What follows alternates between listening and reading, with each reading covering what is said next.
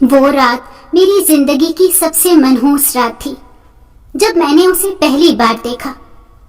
وہ سڑک کے دوسرے کنارے پر کھڑی تھی اور اس کے ہاتھ میں پھولوں کے کچھ ہار پکڑے ہوئے تھے۔ میں نے اسے دیکھتے ہی نظریں پھیر لی، مگر میں اس وقت یہ نہیں جانتا تھا کہ وہی لڑکی ایک دن میرے گھر میں آ جائے گی۔ کاش میں اپنی قسمت اپنے ہاتھ سے لکھ پاتا تو اپنے ہاتھوں کی لکیروں سے وہ رات ہی مٹا دیتا، مگر ہونے کو کون ٹال سکتا تھا۔ میرا نام صفوان ہے، مگر میرے دوست یار اور گھر والے مجھے صفی کہہ کر پکارتے ہیں۔ میرا تعلق ایک ایسے گھرانے سے ہے جہاں روپے پیسے کی کوئی کمی نہیں تھی۔ میرے ابا کی 2 فیکٹریاں چل رہی تھیں اور شہر کے اونچے طبقے کے لوگوں میں ان کا اٹھنا بیٹھنا تھا، مگر اس کے باوجود ابا بہت سادہ طبیعت اور روایات کے پابند تھے، یہاں تک کہ ان کو یہ بھی اچھا نہیں لگتا تھا کہ ہم انہیں پاپا کہہ کر پکاریں۔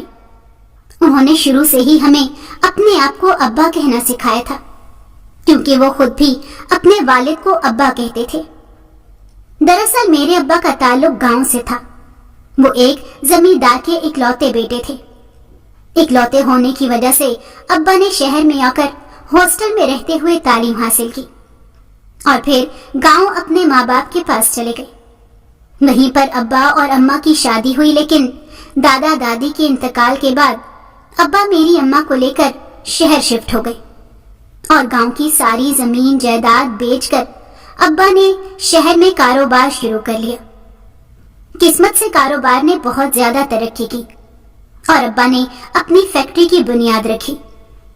ابا نے پڑھ لکھ کر اور ساری زندگی اتنا پیسہ کمانے کے بعد بھی اپنی خاندانی روایات اور رسم و رواج کو نہیں چھوڑا، اور اماں بھی ان کا پورا ساتھ دیتی تھی۔ ہم 3 بہن بھائی تھے۔ بڑے بھائی کے بعد میں اور میرے بعد ایک چھوٹی بہن تھی جو ابا کی بے حد لاڈلی تھی۔ ہم دونوں بھائیوں کو تو ابا نے بہت اصول پرستی کے ساتھ پروان چڑھایا تھا، مگر ہماری چھوٹی بہن کے وہ پورے ناز نخرے اٹھاتے تھے۔ مجھے نہیں یاد پڑتا کہ ہوش سنبھالنے کے بعد کبھی ہم دونوں بھائیوں نے ابا کے سامنے کھیل کود میں شور مچایا ہو۔ ابا نے ہمیشہ ہم دونوں کے ساتھ سختی والا برتاؤ ہی رکھا تھا۔ ان کا خیال تھا کہ امیر باپ کے بیٹے جلدی بگڑ جاتے ہیں، اس لیے وہ ہم دونوں پر کڑی نظر اور نگرانی رکھتے تھے۔ ہم دونوں بھائی جس اسکول میں پڑھتے تھے وہاں کی پرنسپل سے بھی ابا نے بات کر رکھی تھی کہ نہ تو ابا کی اجازت کے بغیر ہم اسکول کے کسی کھیل میں حصہ لے سکتے ہیں اور نہ ہی اسکول ٹرپ میں جا سکتے ہیں۔ صرف یہی نہیں بلکہ ہمیں اسکول چھوڑنے اور واپس لانے کے لیے بھی ڈرائیور کو سختی کے ساتھ تاکید کی گئی تھی کہ راستے میں کہیں نہ کار روکی جائے گی اور نہ ہی کار کے شیشے نیچے کیے جائیں گے۔ یوں لگتا تھا جیسے ہم دونوں لڑکے نہیں بلکہ لڑکیاں ہیں جن پر اتنی پابندیاں بچپن سے ہی لگا دی گئی تھی۔ جیسے جیسے ہم بڑے ہو رہے تھے ہم دونوں بھی ابا کے مزاج اور اپنے گھر کے ماحول کو سمجھنے لگ گئے تھے۔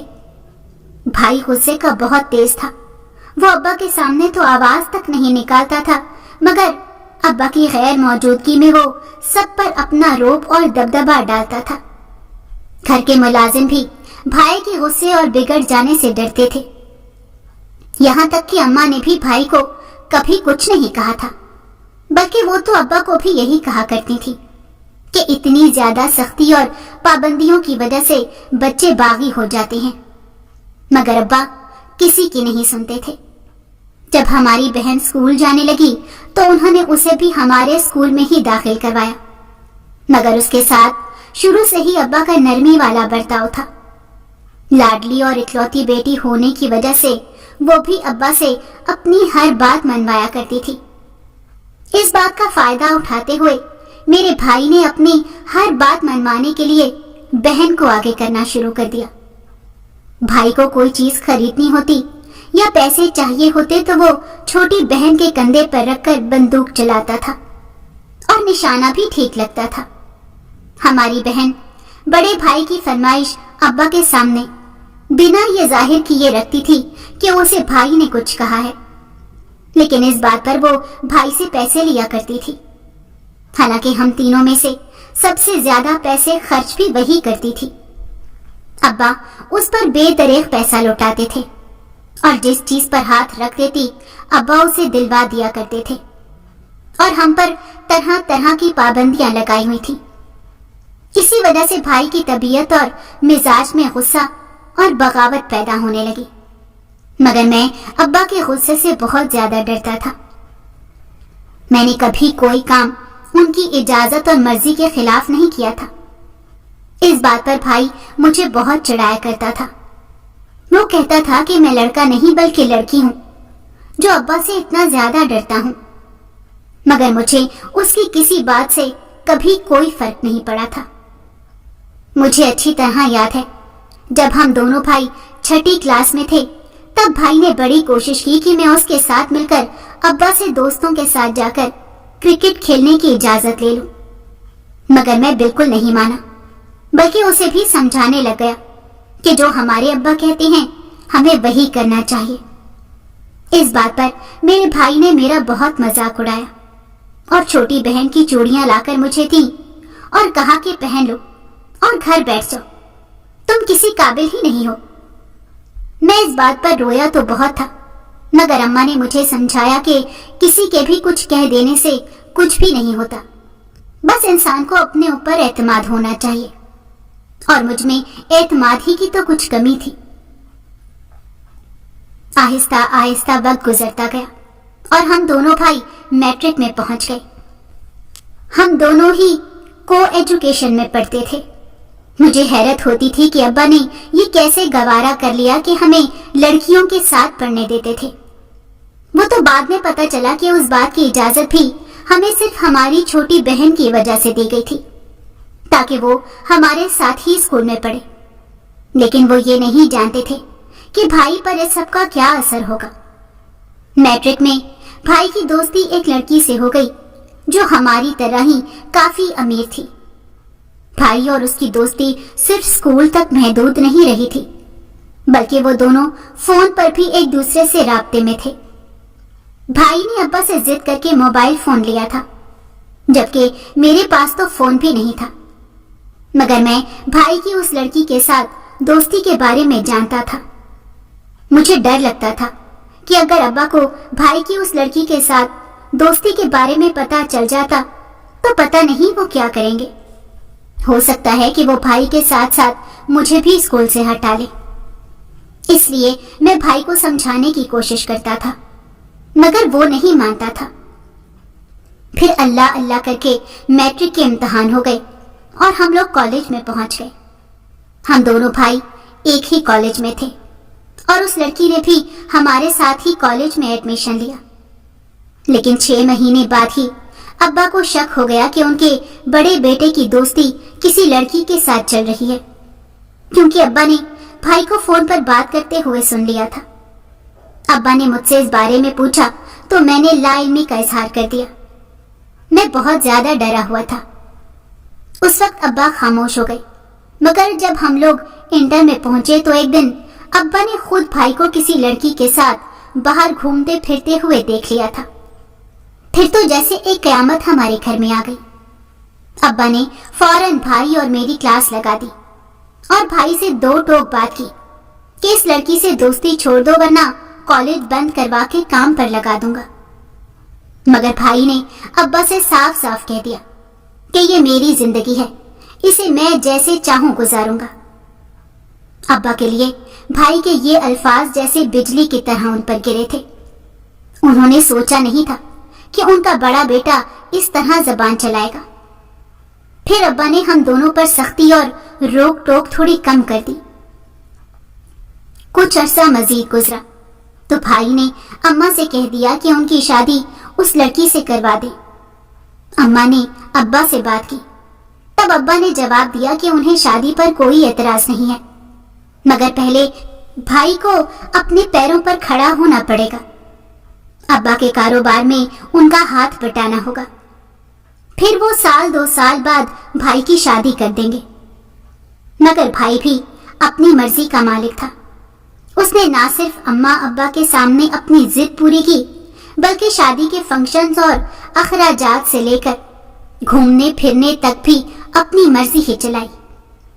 शादी के बाद भाई अब्बा के साथ ऑफिस तो जाने लग गया था, मगर वो अब्बा की एक नहीं मानता था। इन सब का नतीजा ये निकला कि अब्बा की सारी उम्मीदें मुझसे वाबस्ता हो गई। उन्होंने एक दिन मुझे अपने कमरे में बुलाया और कहा कि अगर मैंने भाई की तरह कोई हरकत की तो वो मुझे घर से निकाल देंगे। मैं पहले ही अब्बा के सामने नजर तक नहीं उठा पाता था और इस बात ने तो मुझे और भी खौफजदा कर दिया। शुरू से जो हालात मैं देखता चलाया था और जो कुछ भाई ने किया था, उसके बाद तो मैं लड़कियों से बिल्कुल इस तरह दूर रहने लगा जैसे वो अछूत हों। मैं किसी लड़की से भी दोस्ती नहीं करता था और ना ही किसी की तरफ देखता था, जिसकी वजह से कॉलेज में सब मुझे मगरूर और अकड़ू कहकर पुकारते थे। मगर ये तो सिर्फ मैं ही जानता था कि मैं ये सब कुछ क्यों करता हूँ। मुझे किसी भी सूरत में अब्बा के एतबार को नहीं तोड़ना था। वैसे भी जब मैं उन्हें भाई की वजह से दुखी और परेशान देखता तो मुझे अच्छा नहीं लगता था। मेरा इरादा शुरू से ही मेडिकल में जाने का था और मैं पढ़ाई में भी अच्छा था, लेकिन अब्बा चाहते थे कि मैं एमबीए करके उनके बिजनेस को और आगे लेकर जाऊं। तो मैंने अब्बा की ख्वाहिश का एहतराम किया और एमबीए में एडमिशन ले लिया। मेरी पूरी तवज्जो पढ़ाई की तरफ थी। मैं एमबीए के पहले साल में था और मेरी बहन भी कॉलेज जाने लग गई थी। वो बचपन से ही जितनी ज्यादा लाडली और अपनी बात मनवाने वाली थी, बड़े होने के बाद वो उतनी ही समझदार और संजीदा हो गई। वो भी मेरी तरह अब्बा और अम्मा के जज्बात का बहुत ख्याल रखती थी और हम दोनों बहन भाई की तो आपस में दोस्ती भी काफी थी, क्योंकि जब से बड़े भाई ने शादी की थी वो तो बस अपनी बीवी के साथ ही ज्यादा वक्त गुजारते थे। उनकी बीवी का मिजाज अलग था। वो काफी नखरे वाली लड़की थी और अलग थलग रहना पसंद करती थी। शादी के 1.5 साल बाद जब उनके यहाँ पहला बेटा पैदा हुआ तो भाभी ने ससुराल से अलग होने का ऐलान कर दिया और भाई भी पूरी तरह अपनी बीवी का साथ दे रहे थे। अब्बा ने खामोशी से उन दोनों को अलग होने की इजाजत दे दी, मगर अपनी सोसाइटी में ही एक बंगला जो अब्बा ने पहले से खरीद रखा था, भाई और भाभी को वहां शिफ्ट कर दिया गया ताकि वो हमारे साथ ना सही मगर घर के करीब रहें। भाई और भाभी के घर से जाने के बाद हमारा घर सूना सूना लगने लगा था, क्योंकि छोटा मुन्ना भी उनके साथ ही चला गया था, जिसकी वजह से अब्बा भी उदास रहने लगे थे। बड़ी मुश्किल से धीरे धीरे हम सबका दिल बहला था। अब्बा कारोबारी मामलात में मसरूफ हो गए, जहां पर बाकायदा भाई उनका साथ देते थे, मगर पता नहीं क्यों अब्बा को उन पर अब ज्यादा भरोसा नहीं रहा। वो चाहते थे कि मैं जल्दी तालीम मुकम्मल करके कारोबार संभालूं। मैंने भी पूरे दिल के साथ इरादा कर लिया था कि शादी अपने माँ बाप की पसंद से करूंगा और शादी से पहले किसी लड़की की तरफ देखूंगा भी नहीं। दोस्ती करना तो दूर की बात थी, मैं किसी कीमत पर भी अब्बा का दिल और एतबार नहीं तोड़ सकता था। सब कुछ मेरे मुताबिक बहुत अच्छा जा रहा था। मेरा एमबीए का 3रा साल शुरू हुआ तो अम्मा और अब्बा ने मेरी बहन का रिश्ता एक बहुत अच्छे घर में तय कर दिया। वो अब्बा के दोस्त का बेटा था जो अब उनका दामाद बनने जा रहा था। अब्बा बहुत खुश थे कि उनकी बेटी ने माँ बाप के फैसले की लाज रखी, मगर अब्बा चाहते थे कि हम दोनों बहन भाई की शादी एक साथ हो ताकि बहन के जाने के बाद घर में बहू भी आ जाए। मुझे इस बात पर कोई एतराज नहीं था। जब अब्बा ने मुझसे इस बारे में बात की तो मैंने खुलकर अब्बा को कह दिया कि मैं ना तो किसी को पसंद करता हूँ और ना ही मेरी किसी से दोस्ती है, इसलिए आप जहां और जब चाहे मेरी शादी तय कर सकते हैं। अब्बा मेरी बात सुनकर बड़े खुश हुए। मैं वो लड़का था जिसने खूबसूरत और दौलतमंद होने के बावजूद ना कभी किसी लड़की की तरफ आंख उठाकर देखा था और ना ही कभी किसी लड़की की हौसला अफजाई की थी, क्योंकि मैं शुरू से ही को एजुकेशन में पढ़ा था, रोजाना लड़कियों का साथ रहता था। اتنے سالوں میں کئی لڑکیوں نے مجھ سے دوستی کرنے اور فری ہونے کی کوشش کی، مگر میں کبھی بھی اپنی حد سے باہر نہیں نکلا۔ لیکن دل ہی دل میں مجھے بھی اپنی زندگی میں ایک ایسی خوبصورت اور سلجھی ہوئی لڑکی کا انتظار تھا جو میری زندگی میں شامل ہو کر اسے بھی خوبصورت بنا دے۔ مگر مجھے اس وقت بالکل بھی اندازہ نہیں تھا کہ کون سا طوفان بالکل خاموشی سے میری زندگی میں آنے کے لیے بے چین ہے۔ وہ برسات کی ایک رات تھی، خوب بارش برس کے ہٹی تھی، ہر چیز پر نکھار آ گیا تھا۔ میں یونیورسٹی سے فارغ ہو کر بارش کی وجہ سے اپنے ایک دوست کے پاس ٹھہر گیا، جہاں سے واپسی پر مجھے رات ہو گئی، لیکن مجھے گھر تو واپس ہر حال میں جانا تھا۔ میں اپنی کار سست رفتاری میں چلاتے ہوئے گھر کی طرف جا رہا تھا کہ سڑک کے کنارے مجھے ایک لڑکی نظر آئی جو پھولوں کے کچھ ہار اور گجرے لیے کھڑی تھی۔ میری کار چونکہ سست رفتاری سے چل رہی تھی، اس نے پھولوں کا ہار خریدنے کے لیے میری طرف بڑھایا، تو میں نے یہ سوچ کر کار اس کے پاس روک دی کہ وہ بہت ضرورت مند لڑکی ہے، تبھی تو رات کو اس طرح سڑک کے کنارے پھول بیچ رہی تھی۔ اس لڑکی نے سیاہ چادر اوڑھ رکھی تھی اور چہرے پر بھی نقاب کر رکھا تھا۔ میں نے اسے پھولوں کے وہ سارے ہار خرید لیے۔ جب اسے پیسے دینے لگا تو اس نے پیسے پکڑنے کے لیے ہاتھ آگے بڑھایا تو ہوا کے ایک جھونکے سے اچانک اس کا نقاب چہرے سے ہٹ گیا۔ میری نظر اس کے چہرے پر پڑی تو میں ایک ٹک اسے دیکھتا گیا۔ وہ بہت کالی لڑکی تھی، شاید میں نے اس سے پہلے زندگی میں اتنی کالی لڑکی نہیں دیکھی ہوگی۔ اس نے فٹافٹ نقاب چہرے پر کیا اور پیسے پکڑ کر وہ میرا شکریہ ادا کرنے لگی، کیونکہ میں نے اس سے سارے پھول خرید لیے تھے۔ لیکن اسی وقت ایک اور کار وہاں پر رکی اور اس میں سے ابا نکل کر باہر آئے تو میں حیران رہ گیا کہ وہ اس وقت وہاں پر کیا کر رہے تھے۔ اب ابا نے جیسے ہی اس لڑکی کو میری گاڑی کے پاس دیکھا تو غصے میں آ گئے اور اسے روک کر پوچھنے لگے کہ میرا اس سے کیا تعلق ہے۔ وہ لڑکی بھی ساری صورتحال سے گھبرا گئی۔ میں ابا کو بتانا چاہتا تھا کہ وہ پھول بیچنے والی ہے، مگر ابا اتنے غصے میں تھے کہ کوئی بھی بات سننے کو تیار نہیں تھے۔ ابا نے مجھے کہا کہ تم نے بھی بڑے بھائی کی طرح وہی کیا جس کا مجھے ڈر تھا۔ اگر تم کسی لڑکی کو پسند کرتے ہی تھے تو مجھے بتا دیتے، میں باعزت طریقے سے اس کے گھر تمہارا رشتہ مانگنے چلا جاتا۔ مگر راتوں کو اس طرح سڑک کے کنارے کھڑے ہونا تو کوئی شرافت نہیں ہے۔ میں حیران تھا کہ ابا کیا سوچ رہے تھے اور کیا کچھ بول رہے تھے، کیونکہ ایسی تو کوئی بات تھی ہی نہیں جیسا وہ سمجھ رہے تھے۔ میں ابا سے کچھ کہنا چاہتا تھا، مگر میرے بولنے سے پہلے ہی انہوں نے لڑکی کو گاڑی میں بیٹھنے کا اشارہ کیا اور کہا کہ اپنا گھر بتاؤ، میں تمہیں تمہارے گھر چھوڑ کر آتا ہوں۔ وہ لڑکی ویسے ہی بڑی ڈری سہمی سی تھی، فوراً ابا کی گاڑی میں بیٹھ گئی اور دیکھتے ہی دیکھتے کار میری نظروں سے اوجھل ہو گئی۔ میں بڑا حیران پریشان وہیں پر کھڑا تھا، پھر بڑی مشکل سے گاڑی میں بیٹھا اور گاڑی چلاتے ہوئے گھر پہنچا، جہاں پر اماں میری منتظر تھی۔ شاید ابا نے فون پر اماں کو کچھ بتایا تھا، اسی لیے وہ بھی کچھ پریشان سی نظر آ رہی تھی۔ کافی دیر گزر جانے کے بعد بھی جب ابا واپس نہیں آئے تو میں بھی پریشان ہو گیا، لیکن جب آئے تو انہوں نے ایک بجلی مجھ پر گرا دی، جس کے لیے میں ذہنی طور پر بالکل بھی تیار نہیں تھا۔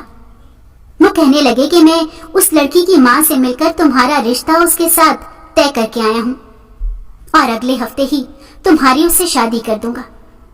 حالانکہ وہ ایک غریب گھر کی لڑکی ہے، مگر مجھے اس رشتے پر کوئی اعتراض نہیں۔ یہ کہہ کر ابا نے اماں سے بات کی اور پھر اپنے کمرے میں چلے گئے۔ میں حیران پریشان کھڑا سوچ رہا تھا کہ ابا میرے ساتھ ایسا کیسے کر سکتے تھے، کسی راہ چلتی لڑکی کو کیسے میرے متھے مار سکتے تھے، وہ بھی ایسی لڑکی جسے نہ تو میں جانتا تھا اور نہ ہی وہ مجھے پسند تھی، بلکہ میں تو اس کی کالی رنگت کو ہی نہیں بھول پا رہا تھا۔ میری بہن بھی کھڑی یہ سب کچھ دیکھ رہی تھی۔ اس نے مجھ سے پوچھا تو میں نے اسے ساری بات سچ سچ بتا دی۔ اس نے کہا کہ وہ ابا سے بات کرے گی، لیکن جب ابا کے کمرے سے واپس نکل کر آئی تو اس نے بھی مجھے مایوس کر دیا اور کہنے لگی کہ ابا کہہ رہے ہیں کہ بھلے سب کچھ غلط فہمی میں ہوا، مگر اب تو میں اس کی ماں کو زبان دے کر آ گیا ہوں اور میں کبھی اپنی زبان سے پیچھے نہیں ہٹتا، یہ تم لوگ بھی جانتے ہو۔ پھر میری بہن نے اور اماں نے مل کر مجھے سمجھایا کہ جو ابا کر رہے ہیں انہیں کرنے دو، ورنہ وہ بڑے بھائی کی طرح تم سے بھی مایوس ہو جائیں گے۔ یہ سن کر میں خاموش ہو گیا اور قربانی کا بکرا بننے کو تیار ہو گیا۔ میرے وہ 8 دن کیسے گزرے میں کبھی نہیں بھول سکتا۔ اماں اور میری بہن شادی کی تیاریوں میں مصروف تھی۔ تیاریاں زور و شور سے چل رہی تھی کیونکہ ساتھ ہی میری بہن کی شادی بھی تھی۔ اس کے سسرال والے بھی اچانک اسی طرح شادی کرنے پر کچھ حیران تھے، مگر ابا نے پتہ نہیں انہیں کون سی کہانی سنائی تھی کہ سبھی بڑے خوش تھے، یہاں تک کہ میرے بھائی اور بھابھی نے بھی بڑھ چڑھ کر شادی کی تیاریوں میں حصہ لیا اور 8 دن میں سب کچھ ہو گیا اور وہ لڑکی جس کا نام حور تھا وہ دلہن بن کر میری زندگی میں آ گئی، جو کہیں سے بھی حور تو بالکل نہیں تھی، بلکہ مجھے تو 8 دن سے اس کی کالی سیاہ رنگت ہی نہیں بھول رہی تھی جو میں نے اس رات اسے دیکھا تھا۔ مگر اب کیا ہو سکتا تھا، وہ نہ چاہتے ہوئے بھی میری بیوی بن کر میرے کمرے میں بیٹھی تھی اور میرا دل ہی نہیں چاہ رہا تھا کہ میں اس کے پاس جاؤں یا اس سے بات کروں، اس لیے میں الٹے قدموں سے واپس لوٹ گیا اور گھر سے باہر چلا گیا۔ گھر میں ویسے بھی صرف اماں اور ابا ہیں جو اپنے کمرے میں سو رہے تھے، اس لیے کسی کو پتہ ہی نہیں چلا کہ میں ساری رات اپنے ایک دوست کے پاس رکا رہا تھا۔ وہ بھی مجھ سے پوچھتا رہ گیا کہ بھائی تم شادی کی رات میرے پاس کیا کر رہے ہو، لیکن میں اسے کیا کہتا کہ ابا نے کس طرح میرے ارمانوں کا خون کر دیا تھا۔ میری زندگی بھر کی سعادت مندی اور فرما برداری کا مجھے یہ صلہ ملا تھا کہ ایک کالی کلوٹی لڑکی کو میری دلہن بنا دیا گیا تھا، لیکن میں نے بھی فیصلہ کر لیا تھا کہ میں کبھی بھی اسے دل سے نہیں اپناؤں گا۔ وہ بے شک میرے نام کے ساتھ میری زندگی اور گھر میں موجود رہے، کیونکہ جیسے میرے اماں ابا بیاہ کر لائے تھے، غصے میں نہ تو اپنی زندگی سے نکال سکتا تھا اور نہ ہی گھر سے۔ صبح ہونے سے پہلے ہی میں گھر چلا گیا، مگر کمبل تان کر سو گیا۔ میں نے اپنے کمرے میں موجود اس لڑکی کی طرف دیکھا تک نہیں، بات کرنا تو دور کی بات تھی۔ جب اماں کمرے میں آئیں تب میں اٹھا، مگر طبیعت کا بہانہ بنا کر سویا رہا اور پھر شام کو گھر سے باہر چلا گیا۔ باہر جا کر میں نے ابا کو فون کر کے جھوٹ کہہ دیا کہ میرے ایک دوست کا ایکسیڈنٹ ہو گیا ہے، اسے لے کر ہم دوسرے شہر جا رہے ہیں، وہیں پر مجھے کچھ دن لگ جائیں گے۔ ابا نے ویسے بھی میرے ولیمے کا پروگرام 1 ہفتے بعد رکھا ہوا تھا، کیونکہ ابا کے ایک بہت قریبی دوست ملک سے باہر تھے اور ان کے آنے کی وجہ سے ہی ولیمہ دیر سے ہو رہا تھا، اس لیے انہوں نے بھی میرے دوسرے شہر جانے پر کوئی اعتراض نہیں کیا۔ میں واقعی اپنے ایک دوست کے پاس دوسرے شہر چلا گیا۔ مجھے یہ بھی پرواہ نہیں تھی کہ میری پڑھائی کا حرج ہو رہا تھا، مجھے تو بس اپنے گھر سے فرار چاہیے تھی۔ میرا جو دوست اس شہر میں تھا جس کے پاس میں ٹھہرا تھا، وہ کچھ عیاش طبیعت کا مالک تھا، باپ کی بے شمار دولت پر بیٹھا عیش کر رہا تھا۔ وہ میرے کالج میں ہی پڑھتا تھا، مگر پھر اس نے پڑھائی چھوڑ دی اور اپنی من مرضیاں کرنے لگا تھا، اسی لیے باپ کا گھر چھوڑ کر دوسرے شہر میں اپنے ایک فلیٹ میں رہنے لگا تھا۔ میں بھی اب اسی کے پاس تھا۔ وہ ساری رات شباب اور شراب کی محفلوں میں گزار کر سارا دن فلیٹ میں پڑا سویا رہتا تھا، نہ اسے کھانے پینے کا ہوش تھا اور نہ ہی کسی اور چیز کا۔ میں 2 دن میں ہی اس کی روٹین سے اکتا گیا۔ تیسری رات اس نے مجھے بھی اپنے ساتھ چلنے کا کہا تو میں بے ارادہ ہی اس کے ساتھ نکل پڑا۔ جن بدنام گلیوں میں وہ جاتا تھا، وہاں تو رات کے وقت ہی دن چڑھتا تھا۔ میں پہلی مرتبہ کسی ایسی جگہ پر گیا تھا، اس لیے مجھے سب کچھ بڑا عجیب لگ رہا تھا۔ ہر طرف سے گانے اور گھنگروں کی آوازیں آ رہی تھیں اور طرح طرح کی لڑکیاں اپنے آپ کو سجا سنوار کر راستوں میں کھڑی تھی جو ہر آنے جانے والے کو اشارہ کر کے اپنی طرف متوجہ کر رہی تھی۔ میں اپنے دوست کے ساتھ ایک کوٹھے پر چلا گیا جہاں کچھ ہی دیر میں مجرا شروع ہونے والا تھا۔ مجھے یہ سب کچھ بڑا عجیب لگ رہا تھا کیونکہ میری زندگی کا پہلا تجربہ تھا۔ کچھ ہی دیر میں مجرا شروع ہو گیا۔ ایک نہایت خوبصورت لڑکی میری نظروں کے سامنے ناچ رہی تھی۔ اس کی دل فریب ادائیں میرے اندر ایک بے چینی پیدا کر رہی تھی۔ مجھے اس لڑکی کی خوبصورتی اور خوبصورت ادائیں دیکھ دیکھ کر اپنی بیوی یاد آ رہی تھی، جسے ایک مرتبہ دیکھنے کے بعد میں نے دوبارہ دیکھا تک نہیں تھا، مگر میں کبھی اس کی وہ سیاہ شکل نہیں بھول سکتا تھا جو میں نے برسات کی اس رات میں دیکھی تھی۔ کاش ابا میرے ساتھ ایسا نہ کرتے تو میری زندگی تباہ نہ ہوتی۔ میں اپنی سوچوں میں گم ہو گیا۔ کب وہ محفل ختم ہوئی مجھے پتا ہی نہیں چلا، لیکن میرا دل بڑا اکتایا ہوا تھا۔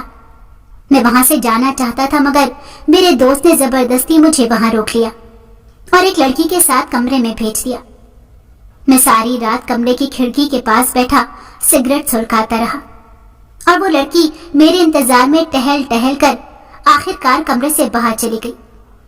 صبح ہوئی تو میں اپنے دوست کے ساتھ واپس اسی کے فلیٹ میں چلا گیا۔ اگلی رات بھی ایسے ہی ہوا۔ میرا دوست مجھے دوبارہ ان گلیوں میں لے گیا اور مجھے پوچھنے لگا کہ کس لڑکی کے ساتھ وقت گزارنا پسند کرو گے۔ اس وقت میرے سامنے 5-6 لڑکیاں تھیں۔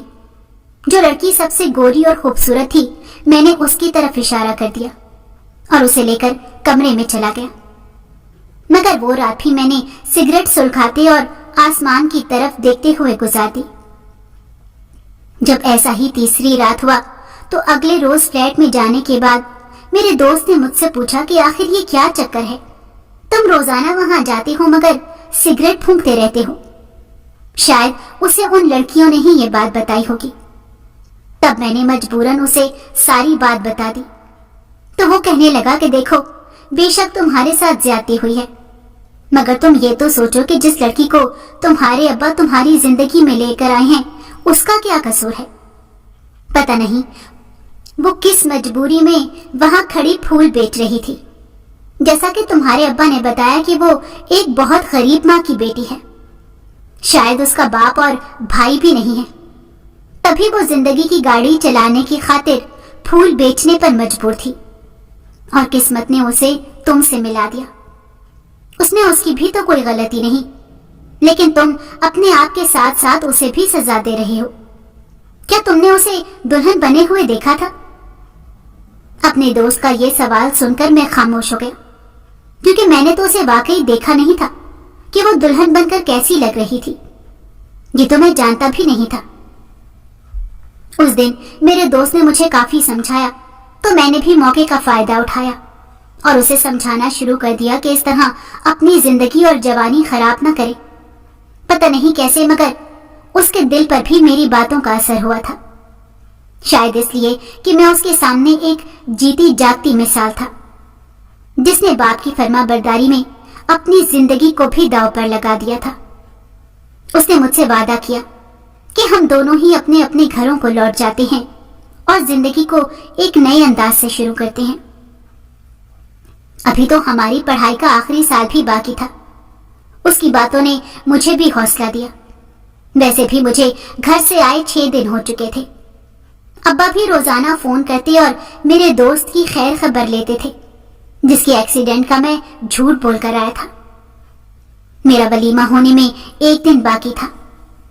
میں نے اپنے دل کو بڑا سمجھایا اور فیصلہ کیا کہ اب جو بھی میری قسمت میں تھی وہ مجھے مل گئی، وہ چاہے کالی ہے یا گوری، جیسی بھی ہے اب میری عزت ہے، مجھے اسی کے ساتھ زندگی گزارنی ہے۔ اس لیے اب مجھے پورے دل کے ساتھ لوٹ جانا چاہیے، مگر میں یہ جانتا تھا کہ ایک دم سے کچھ بھی نہیں بدل سکتا۔ آہستہ آہستہ ہی صحیح مگر اپنے والدین کی اچھی تربیت مجھے ضرور اس نیک مقصد میں کامیاب کرے گی۔ یہی سوچ کر ہم دونوں دوستوں نے اپنے اپنے گھر کی راہ لی۔ جب میں گھر پہنچا تو اماں بہت زیادہ خوش تھی، کیونکہ میں زندگی میں پہلی مرتبہ اس طرح کچھ دن کے لیے ان سے الگ رہا تھا۔ ابا نے بھی مجھے گلے سے لگا کر پیار کیا اور کہنے لگے کہ بیٹا، انجانے میں ہی صحیح مگر تیری زندگی کا جو فیصلہ ہم نے لیا ہے وہ بڑا اچھا ثابت ہوا ہے۔ تیری بیوی بہت نیک سیرت اور سلیقہ مند ہے۔ اس نے ہمیں اور ہمارے گھر کو ایسے سنبھال لیا ہے جیسے وہ ہماری بہو نہیں بلکہ بیٹی ہے، اور یقین کرو ہمیں بیٹی کی تو کبھی محسوس ہی نہیں ہوتی۔ پھر مجھے ابا نے یہ بھی بتایا کہ حور بانو اپنے ماں باپ کی اکلوتی بیٹی ہے۔ باپ کا انتقال 2 سال پہلے ہو گیا تھا اور اس کی ماں پھول گجرے بیچ کر گھر کا گزارا کر رہی تھی، لیکن پچھلے کچھ دنوں سے وہ بے حد بیمار تھی، جس کی وجہ سے اٹھنے بیٹھنے میں اسے مشکل پیش آ رہی تھی۔ اس لیے کچھ دنوں سے حور بانو اپنی ماں کا کام سنبھال رہی تھی اور مکمل پردے میں رہتے ہوئے عزت سے روٹی کما رہی تھی۔ اس رات بھی وہ پھول بیچ رہی تھی مگر میں غلط سمجھ بیٹھا۔ مجھے یہ سن کر بہت اچھا لگا کہ جو لڑکی میرے نام سے منسوب ہوئی تھی وہ ایک اچھے دل والی نیک انسان تھی۔ میں نے ابا سے پوچھا کہ اس کی ماں اب کہاں ہے، انہیں بھی یہاں ہمارے گھر ہی لے آئے، تو اماں نے کہا کہ ہمیں پتا تھا تم یہی کہو گے، اس لیے ہم ان کو لے آئے ہیں، لیکن ابھی وہ 2 دن سے اسپتال میں داخل ہیں۔ کل تمہارا ولیمہ ہے اور کل ہی انہیں چھٹی بھی مل جائے گی۔ یہ سن کر میں مسکرایا اور اپنے کمرے میں چلا گیا، جہاں پر حور بانو جائے نماز پر بیٹھی نماز پڑھ رہی تھی۔ جیسے ہی اسے میری موجودگی کا احساس ہوا، اس نے اپنے چہرے کو دوپٹے سے ڈھانپ لیا اور سلام کر کے مجھ سے میرے دوست کی خیریت بھی پوچھی۔ اس کی آواز بڑی پیاری تھی، یہ شاید مجھے ہی پیاری لگی۔ میں نے اسے بتایا کہ میرا دوست اب بالکل ٹھیک ہے، لیکن سمجھ نہیں آ رہی تھی کہ وہ مجھ سے اپنا چہرہ کیوں چھپا رہی تھی۔ پھر وہ خود ہی کہنے لگی کہ کل ہمارا ولیمہ ہے، اب آپ مجھے کل ہی دیکھیں گے۔ میں یہ سن کر خاموش ہو گیا اور شرمندہ بھی، کیونکہ میں نے تو اسے دلہن بنے نہیں دیکھا تھا۔ پھر اگلے دن ہم ولیمے کی تیاری میں مصروف ہو گئے۔ شام کو حور بانو پارلر چلی گئی اور میں بھی تیار ہونے کے لیے اپنے دوستوں کے ساتھ چلا گیا۔ وہاں سے ہم دونوں نے ڈائریکٹ ولیمہ ہال میں ہی جانا تھا، جہاں میں اسے پہلی بار دیکھنے والا تھا۔ میرے دوستوں نے میرے جانے کے بعد دلہن کی انٹری اس طرح رکھی کہ وہ سامنے سے چلتی ہوئی آئے گی اور سپاٹ لائٹ بھی اسی پر ہوگی۔ اب میں دولہا بن کر سٹیج پر بیٹھا تھا اور اس لمحے کا انتظار کر رہا تھا جب میری بیوی سامنے سے چلتی ہوئی آئے گی اور میں اسے پہلی بار دیکھوں گا۔ پتہ نہیں کیوں مگر میرا دل تھوڑا سا بجھا ہوا تھا۔ میں دل ہی دل میں سوچ رہا تھا کہ جس قدر وہ کالی ہے تو میک اپ کے بعد پتہ نہیں کیسی لگے گی۔ اسی وقت اچانک ساری لائٹس بند ہو گئی اور پھر سپاٹ لائٹ کی روشنی میں میری دلہن چلتی ہوئی سٹیج کی طرف آ رہی تھی، لیکن جیسے جیسے وہ قریب آتی گئی میں حیران ہوتا گیا، کیونکہ وہ تو بے حد گوری چٹی اور خوبصورت لگ رہی تھی۔ میں ایک دم اسے دیکھتا ہی رہ گیا۔ پہلے تو میں نے سوچا کہ یہ میک اپ کا کمال ہے، مگر اس کے ہاتھ اور پیر بھی پوری طرح چمک رہے تھے۔ پھر وہ میرے پاس آ کے کھڑی ہو گئی تو میں اس کے حسن کے سحر میں کھو کر اسے دیکھتا رہ گیا۔ ہاتھ بڑھا کر اسے سٹیج پر اپنے برابر بٹھایا۔ اب بار بار میں اس کی طرف دیکھ رہا تھا۔ اس کے اندر خود اعتمادی تھی اور وہ بڑے خوبصورت انداز میں میرے برابر بیٹھی تھی۔ ابا نے بتایا تھا کہ اس نے انٹر کیا ہوا ہے۔ مجھے اس کے اس طرح اپنے پاس بیٹھنے پر فخر محسوس ہو رہا تھا۔ پورا ہال ہم دونوں کی جوڑی پر رش کر رہا تھا۔ میں دل ہی دل میں حیران تھا کہ آخر یہ کیسے ہو گیا۔ تب مجھے میرے پہلو میں بیٹھی حور نے کہا کہ میں جانتی ہوں آپ حیران ہیں اور کیا سوچ رہی ہیں۔ اصل میں جس رات آپ نے مجھے پہلی بار دیکھا تھا میں نے اپنے چہرے پر کالک لگائی ہوئی تھی، کیونکہ میں جانتی ہوں کہ میرا حسن دے کر کوئی بھی بے ایمان ہو سکتا ہے۔ اس لیے اپنی عزت کی حفاظت کرنے کے لیے میں جب بھی کام پر نکلتی تھی تو ایسے ہی کرتی تھی۔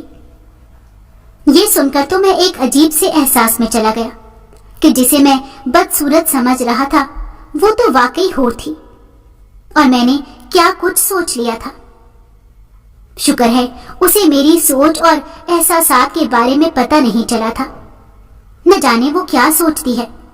اور اب وہ جس طرح میرے پاس بیٹھی تھی میں دل ہی دل میں اسے زندگی بھر خوش رکھنے کا تہیہ کر چکا تھا. اسی وقت میری اماں حور کی اماں کو لے کر سٹیج پر آئی اور دونوں نے ہمارا ماتھا چوم کے ہمیں بے شمار دعائیں دی.